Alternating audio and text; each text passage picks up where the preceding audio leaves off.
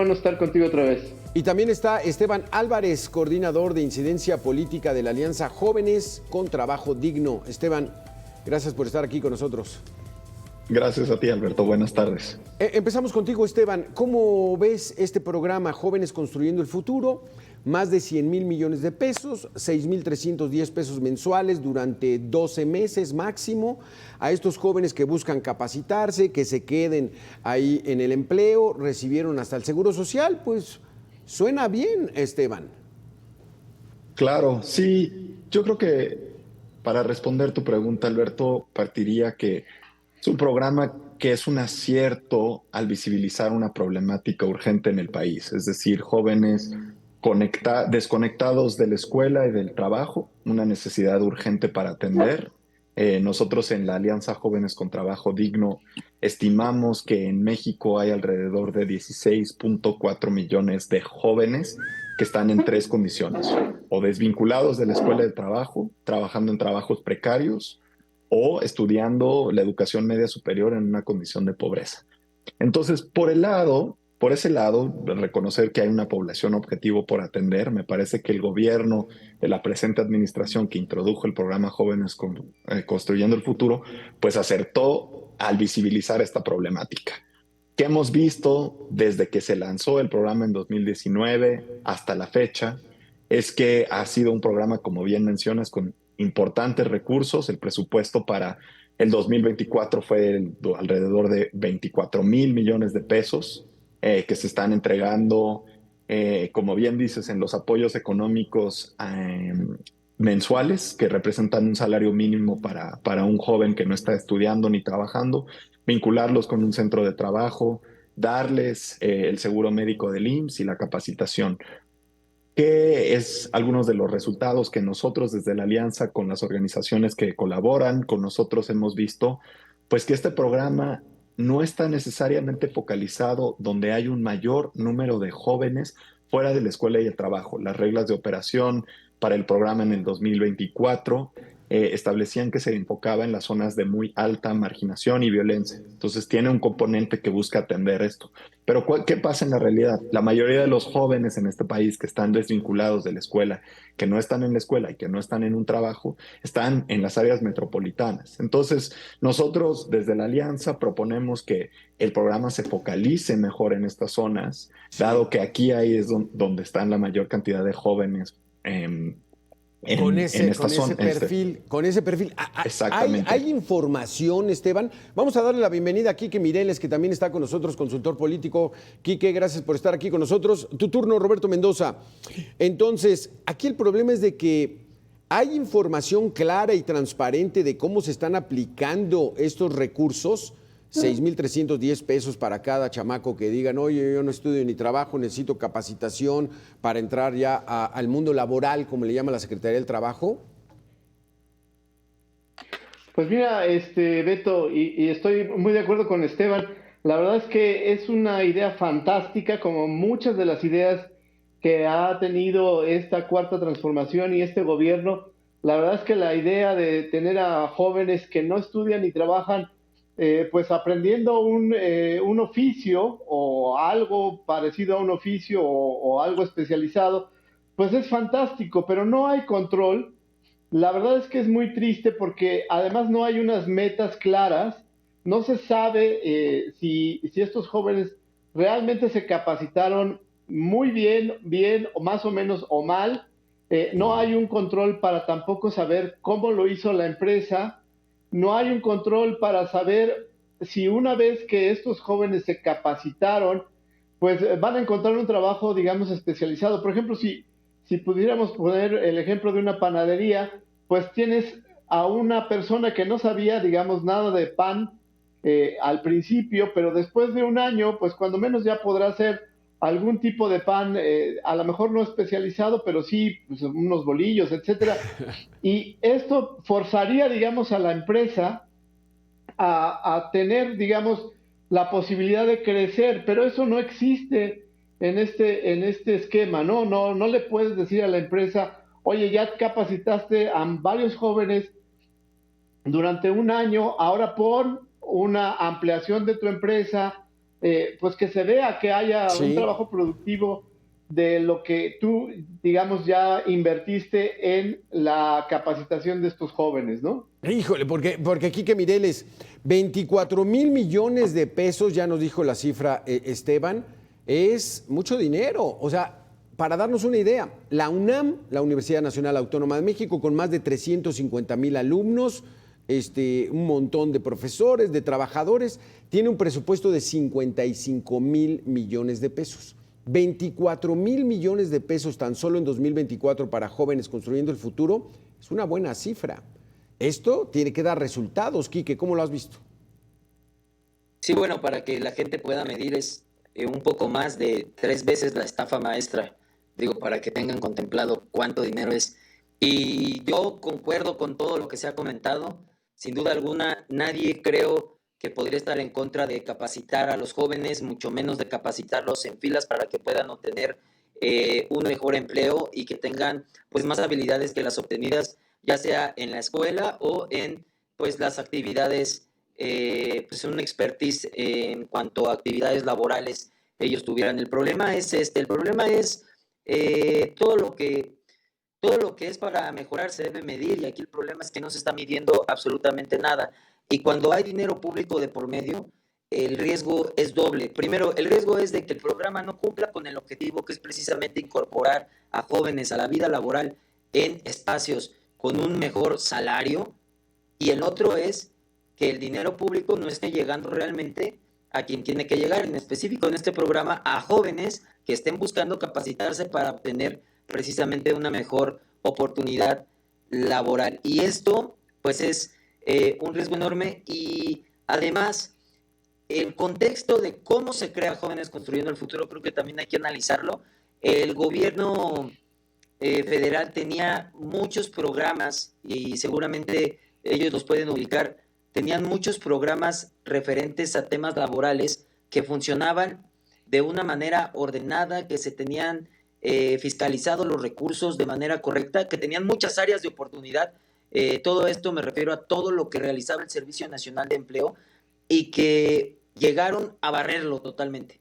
No llegaron a intentar mejorarlo, a profesionalizarlo, a pulirlo un poco mejor, sino que llegaron a barrer muchísimos de estos Sí. programas que precisamente funcionaban y además que ya estaban probados que sí lograban generar empleos, que sí lograban incorporar a la vida laboral de una manera mejor a familias enteras. Por ejemplo, el programa, existía un programa de apoyo al empleo en el cual se les otorgaban a las personas bienes para iniciar negocios y se les eran auditados sus estados financieros de este negocio, de este nuevo emprendimiento durante cerca de un año, y si lograban demostrar que el negocio funcionaba, después de un año se les otorgaba a propiedad todo lo que habían solicitado, es decir, tenían un año para probar que lo que sea que hayan solicitado para hacer un emprendimiento funcionaba. Y después del año todavía se les daba seguimiento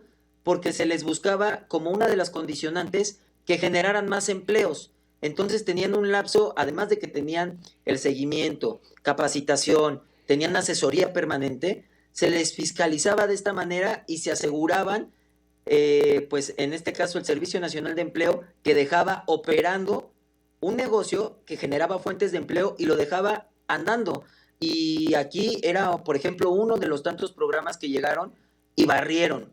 Y era un programa que, como les digo, tenía indicadores, funcionaba y además el recurso estaba vigilado y si en caso de que no cumpliera con estas especificaciones, el recurso todavía le pertenecía a la federación y podía retirarlo y reasignarlo a una persona que necesitara. Por ejemplo, vamos a suponer un horno para hornear. Si no funcionaba al que se le había otorgado en un año, se le retiraba y se le otorgaba a otro que estuviera buscando este apoyo para poder echar a andar un negocio. Entonces, digamos que era un dinero bien invertido y que al final pues todos se ponían las pilas para echar a andar el negocio, se ayudaban ellos mismos y lograban obtener estos bienes y además ya encontraban una forma de vida diferente. Esto se hacía con un objetivo, porque antes se otorgaban, si se otorgaba únicamente el bien en especie, pues lo vendían y se acabó, ¿no? Y no cumplía con el objetivo del programa, y aquí el chiste era que generara nuevos empleos, ¿no? Ese es uno Vamos, de tantos ejemplos. Vamos a seguir analizando este asunto, Esteban, Quique, Roberto. Vamos a hacer una pequeña pausa de 2 minutos. ¿Cómo está en realidad y si la sociedad lo está sintiendo? Este avance de estos jóvenes que pues estaban sin hacer nada y que de repente, pues bueno, ya los vemos en un trabajo formal. Ese es el ideal. Volvemos en 2 minutos.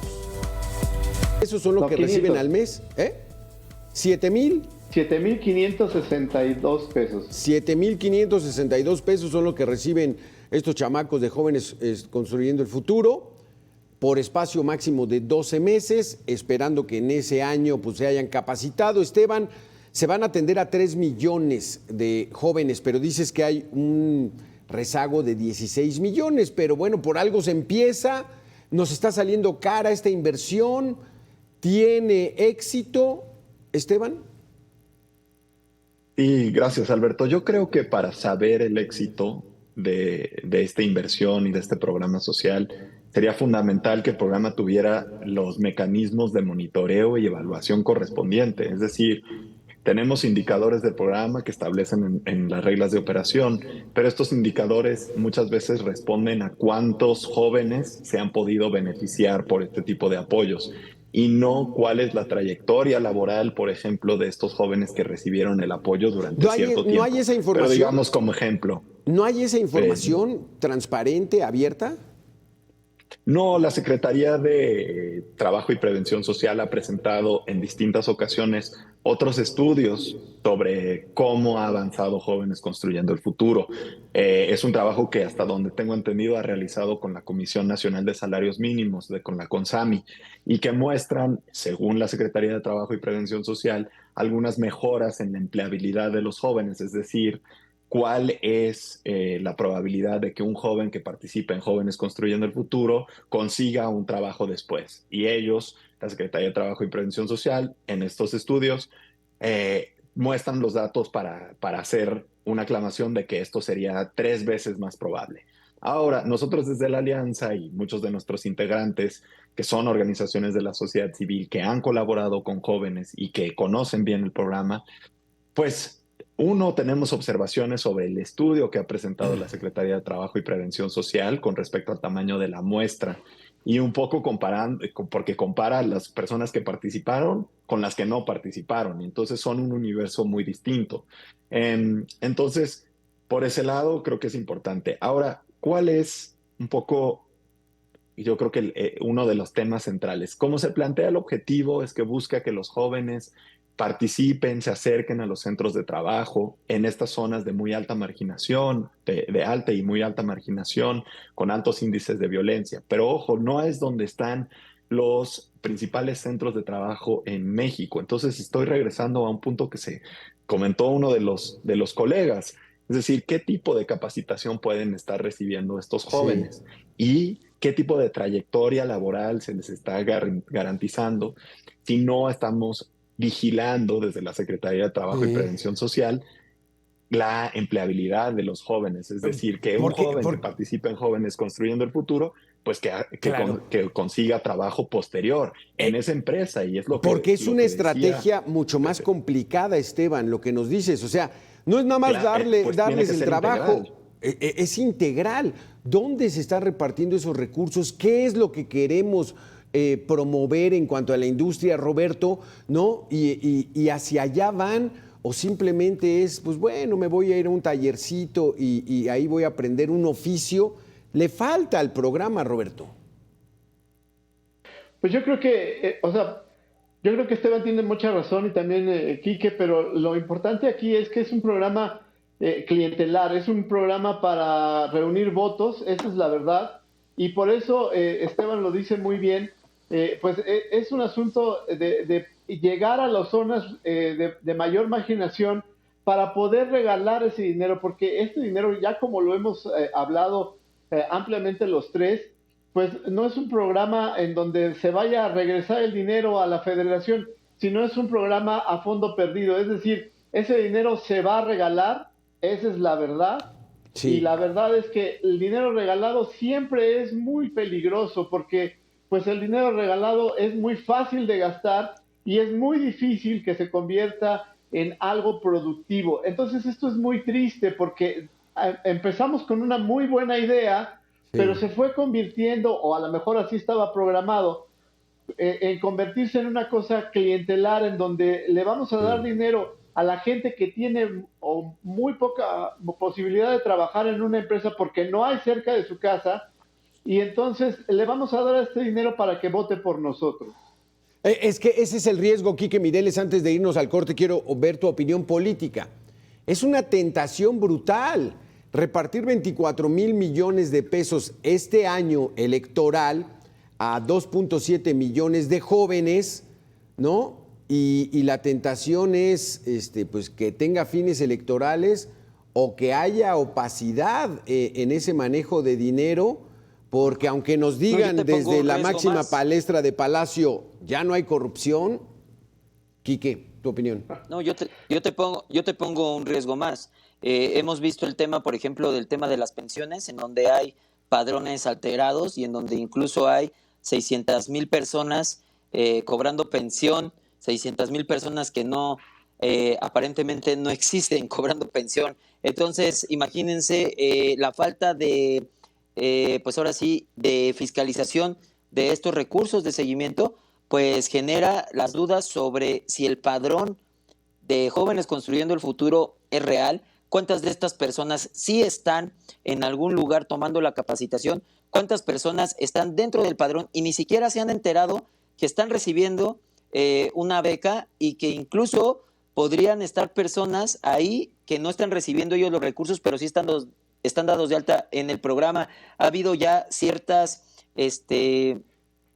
cuestiones de algunos medios en los que han encontrado precisamente que hay dados de alta jóvenes que no están presentes en las Sí, caray. capacitaciones, y también que están desviando recursos a través de un supuesto apoyo hacia una persona que realmente esa persona no sabe que está inscrita en un programa, no sabe que está recibiendo ningún tipo de capacitación, y ese recurso sí se está dando como por sentado, como Claro. otorgado a un ciudadano. Un ciudadano que existe, ojo, no estoy diciendo que se lo Exacto. están inventando, Sí, es un sí. ciudadano que existe, pero que ese ciudadano jamás ha tenido contacto con el recurso público en el cual está Sí. inscrito, porque no hay control.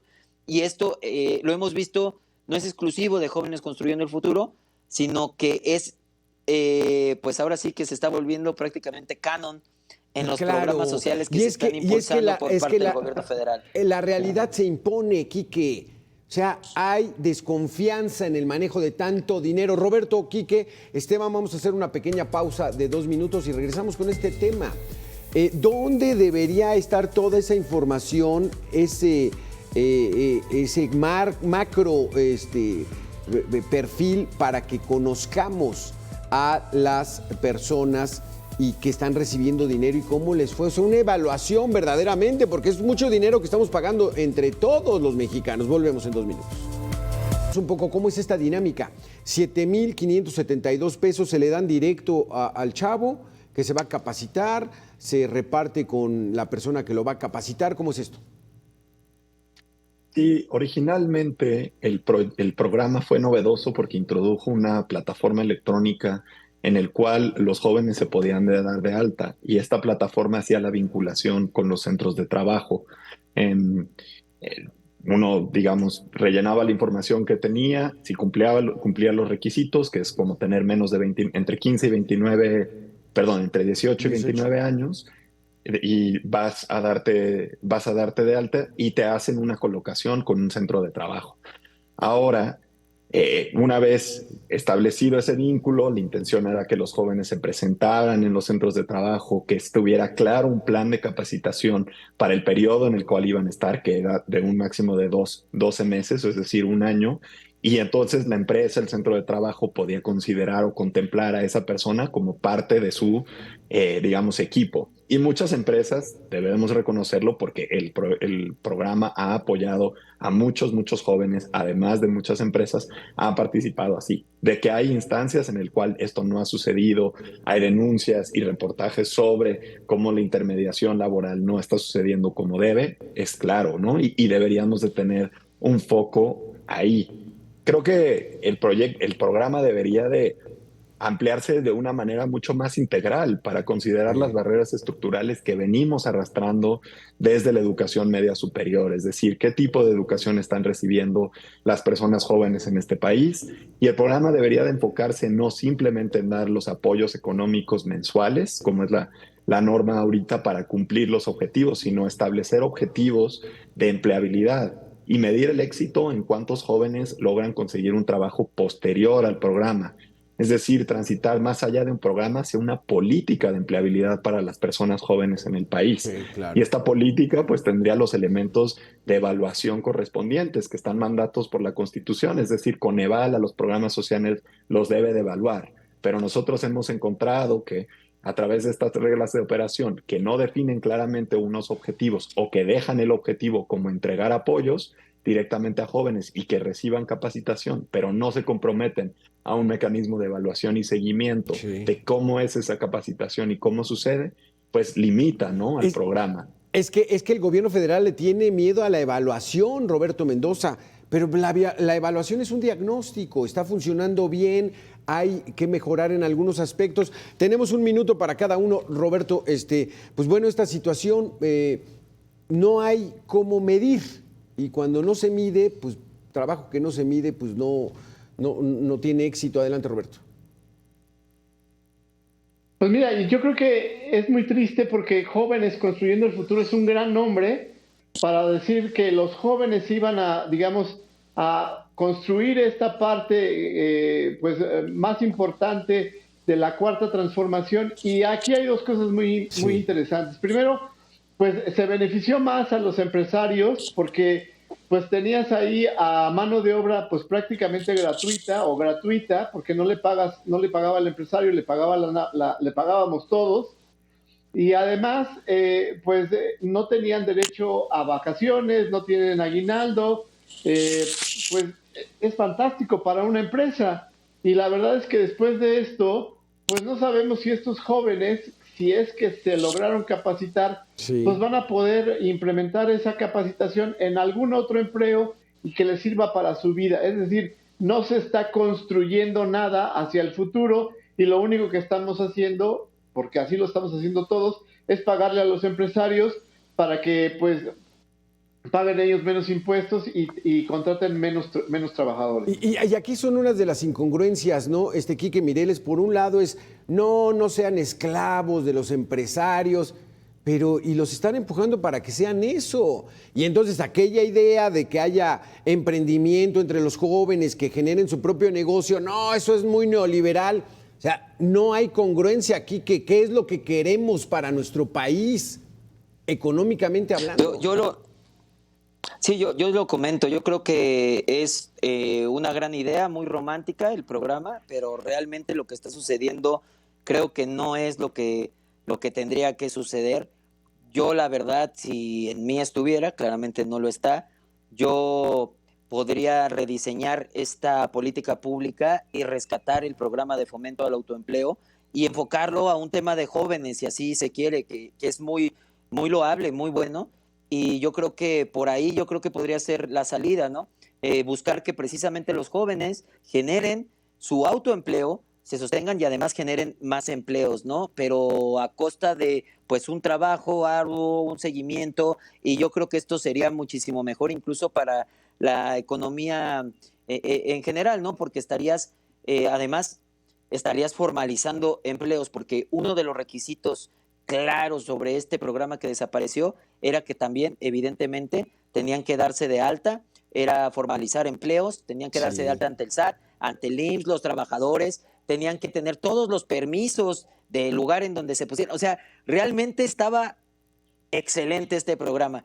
Y al contrario, le fueron reduciendo el presupuesto de este programa hasta que lo desaparecieron. Me parece que en un lapso de 2 años, de la entrada al 2020, dejó de tener presupuesto y desapareció. Y al contrario, yo creo que un Jóvenes Construyendo el Futuro combinado con un extinto programa de fomento al autoempleo hubiera sido un detonante increíble para los chavos. O sea, de verdad, ahí estaba aprobado. Lo único que a lo mejor había que hacer era acotar el tema de las edades a este programa, enfocarlo a los chavos, impulsarlos y que a lo mejor tuvieran una preferencia y evidente. Con decirte que había, si ustedes analizan los proyectos de este extinto programa, había desde proyectos de tatuadoras, o sea, que llegaban los chavos a pedir máquinas para iniciar un proyecto de tatuajes que generaba empleos formal, hasta un tema de todo lo que te imagines de generación de alimentos, de comidas, y generaban incluso en algunas ocasiones el inicio de cadenas, porque impulsaban el primer negocio y después se venían ya cadenas donde tenían franquicias, se volvían franquiciatarios de una persona que llegó a pedir un horno y se vuelve ya tenía franquicias en diferentes lugares. La verdad creo que es muy opaco el programa. Es una gran idea, como muchas de este gobierno, ejecutada de manera... Pues es que cuando concentras todo el dinero, Esteban Álvarez, tu fuerte no es tanto el ámbito político, pero hay una tentación brutal para que esto se vuelva electoral. Esteban, tienes un minuto. Gracias. Sí, creo que existe ese riesgo, ¿no? Existe ese riesgo y es importante que la ciudadanía estemos informados al respecto. No porque los programas existan significa que se van a usar con estos fines, pero siempre existe ese riesgo y creo que es importante. Yo creo que como el gobierno podría subsanar, mitigar estos riesgos, es implementando un mecanismo de monitoreo, evaluación y aprendizaje, es decir, abrirse a estos aprendizajes y modificar los programas sobre la marcha, porque creo que, como bien comentan los compañeros, es importante que las cosas vayan evolucionando con las lecciones aprendidas. Entonces, sí resulta una tentación, no creo que por ser una tentación significa que suceda en todos los casos, y creo que tenemos que mitigar estos riesgos con un mecanismo de monitoreo y aprendizaje para este programa que lo pueda complementar. Exactamente, si no quieren que haya desconfianza, pues hay que evaluarlo. Y si hay evaluación, que suelten los datos, ¿no? Y entonces ya decimos, no, mira, si estamos calificándolo de buena intención, pero como no se evalúa, pues entonces empezamos a tener nuestras sospechas. Roberto, Quique, Esteban, gracias por haber estado con nosotros aquí en Mega Noticias. Nosotros vamos a hacer una pequeña pausa de 2 minutos y regresamos. Gracias, saludos. Muchas gracias.